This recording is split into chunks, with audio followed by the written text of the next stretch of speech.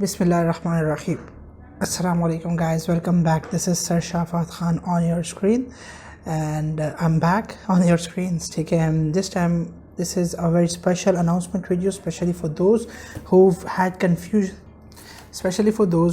confusions regarding how to start your prep, or those of you who've just completed your A levels or have their board exams going on. Inter के exams चल रहे हैं किसी के, या board exams चल रहे हैं, या कोई और चीज़ चल रही है साथों साथ.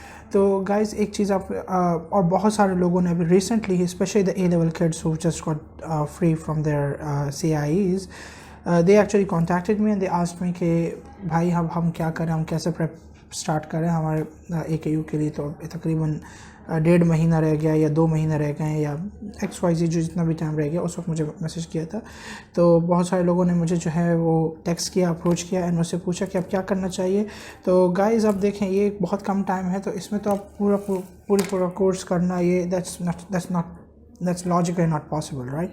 Unless and until you've already covered those books beforehand. आप रिविजन ज़रूर कर सकते हैं, लेकिन फर्स्ट रीड देना फर्स्ट रीड तो दे देंगे, लेकिन रिटेन करना इज़ वेरी डिफ़िकल्ट. ठीक है, तो my advice to all those kids is कि भाई आप सिर्फ वो चीज़ें करें जो कि ज़्यादा इंपॉर्टेंट है, जो ज़्यादा हाई यील्ड्स हैं, जो ज़्यादा रिपीट होती हैं.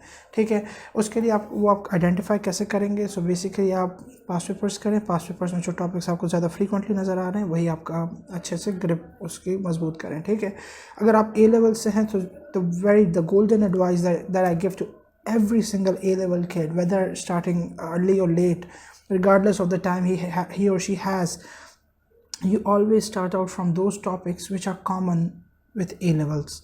ठीक है, A levels के साथ कॉमन चीज़ें भी होती हैं MCAT में. ठीक है, तो वो कॉमन चीज़ें भी आपने कवर करनी है. वो कॉमन चीज़ें आपने पहले कवर करनी है. एग्जांपल मैं देता हूँ, आपके पास बायोलॉजी अगर है तो human biology must be covered first. For example the human heart, circulatory system, then you have the reproductive system, then you have let's say plants कर सकते हैं आप. Plants again common. बायोएनर्जेटिक्स कर सकते हैं, जेनेटिक्स कर सकते हैं, पूरा enzymes, biological molecule, cell membrane वाला चैप्टर कर सकते हैं, वो सारा एंड सेल वाला कर सकते हैं. ये सारे बेसिक चैप्टर्स हैं. Do them first, do the kingdoms in the end. In fact मैंने तो किंगडम्स ठीक से किए भी नहीं थे. कौन से किंगडम्स? Animalia and plant. लेकिन दिस डजंट मीन कि उसके क्वेश्चन नहीं आते. क्वेश्चन ज़रूर आते हैं, लेकिन 4-5 MCQs आ जाएंगे. ठीक है, लेकिन इन चैप्टर्स को करते हुए जो है ना आपके अच्छा खासा टाइम निकल जाएगा. तो उससे बेहतर है कि आप वो चैप्टर्स करें कि जिससे ज़्यादा MCQs आएंगे. हर चैप्टर से तकरीबन रफली 2-3 MCQs, कुछ से ज़्यादा भी आते हैं, कुछ से कम आते हैं. ठीक है, so do all the conceptual stuff first. ठीक है, जिसमें genetics is on the top of the list. ठीक है, top of your hierarchy. Then genetics के बाद you have chromosome, DNA, cell cycle, bioenergetics, circulatory system, transport in plants and human in अच्छा वैसे human की पहले कर लें तो ज़्यादा बेहतर है, ह्यूमन एंड प्लांट्स की. बाकी उसके अलावा कॉकरोचेज़ वगैरह की जो होती है और लोअर एनिमल्स की जो होती है वो आप खैर बाद एंड के लिए रखिएगा. वो करना थोड़ा मुश्किल होता है, स्पेशली A लेवल स्टूडेंट्स के लिए, क्योंकि हमारे पास A लेवल्स में ये चीज़ें बहुत कम होती है या होती नहीं है तकरीबन. ठीक है, फिर उसके अलावा आपके पास A लेवल्स बायोलॉजी के अलावा फिज़िक्स, केमिस्ट्री में आप फिज़िक्स में तो सबसे इजी रहेगा आपके लिए. इजी इन द सेंस कि आप अगर A लेवल फिज़िक्स आपकी बहुत अच्छी थी, बहुत स्ट्रॉन्ग थी, तो फिर आपको रिलेटिवली ईजियर लग सकता है. लेकिन फिज़िक्स काफ़ी टफ टाइम देगा आपको. ठीक है, अभी से प्रिपेयर कर लें ख़ुद को. एंड ऑफ कोर्स लोगों को आइडिया हो चुका होगा कि what I am talking about.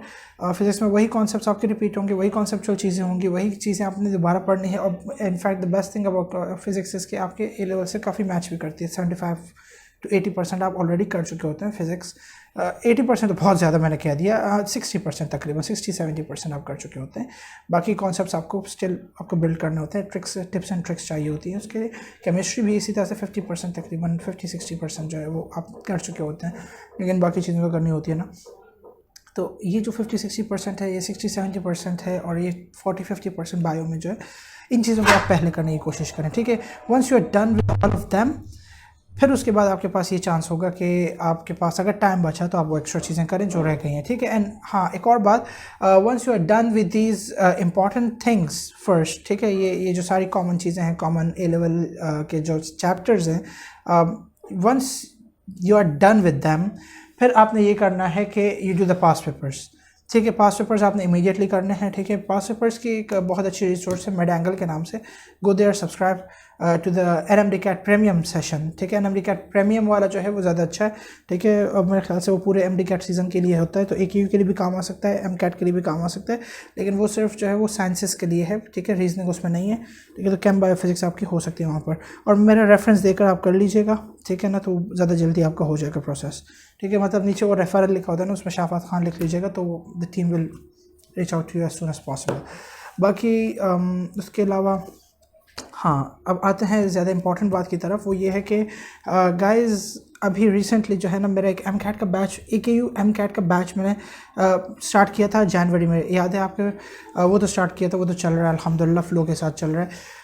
अभी जो है ना, अभी कल से फ्रॉम टुमारो इंशाल्लाह आई am gonna start out a crash course of all the selected high yield important topics of chemistry and physics, ठीक है। इसमें आपके 90% सेकेंड ईयर की केमिस्ट्री कवर हो जाएगी, 90% आपके सेकेंड ईयर की फिजिक्स कवर हो जाएगी।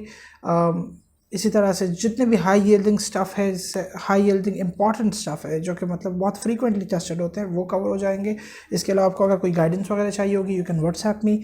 तो ये सारी इंपॉर्टेंट चीज़ें। मज़े की बात, इसकी बस वन टाइम एक छोटी सी फ़ी पे करनी होगी, मतलब ये 2 महीने के लिए तो इतनी फ़ी हम नहीं चार्ज करते, हम इससे बहुत ज़्यादा चार्ज करते हैं, लेकिन बस ये 2 महीने के लिए जो है ना, this is a good amount, ठीक है। जस्ट इन्वेस्ट इट, इतना बर्डन भी नहीं होगा इंशाल्लाह, and hopefully it will be a good investment which is actually worth it, ठीक है। एंड मज़े की बात, इसकी क्लासेस रोज़ाना होंगी till the 24th of July, even on Saturdays, even on Sundays.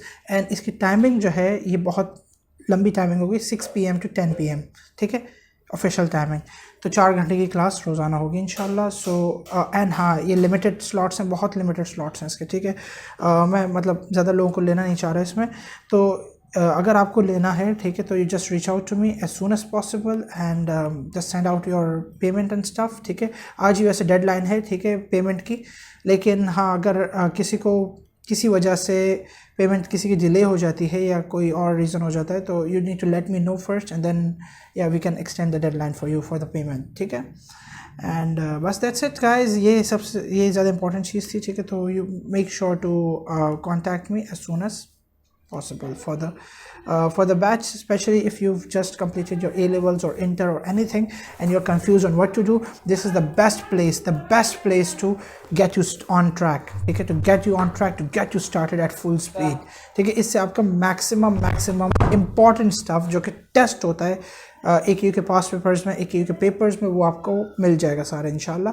And उसके अलावा इन सारे टॉपिक्स के नाम जो है ना मैं लिख लिए हैं एक साथ ही, उसकी कोशिश करूँगा उसके फ़ोटो भी मैं आपको यहाँ पर इस वीडियो में कहीं आगे पीछे लगा दूँ, ठीक है। वरना मेरे Instagram, Facebook, social media accounts हर जगह मैंने वो शेयर कर दी है, ठीक है। You can read through the list of topics that I am gonna teach in this crash course इंशाल्लाह। Alright guys, so that's it. अल्लाह हाफिज़, तब तक के लिए अपना ख्याल रखिएगा and please make sure to do your very best and अपनी नींद पूरी रखिएगा एंड मुझे भी दुआ में याद रखिएगा, ठीक है। अल्लाह हाफ़िज़।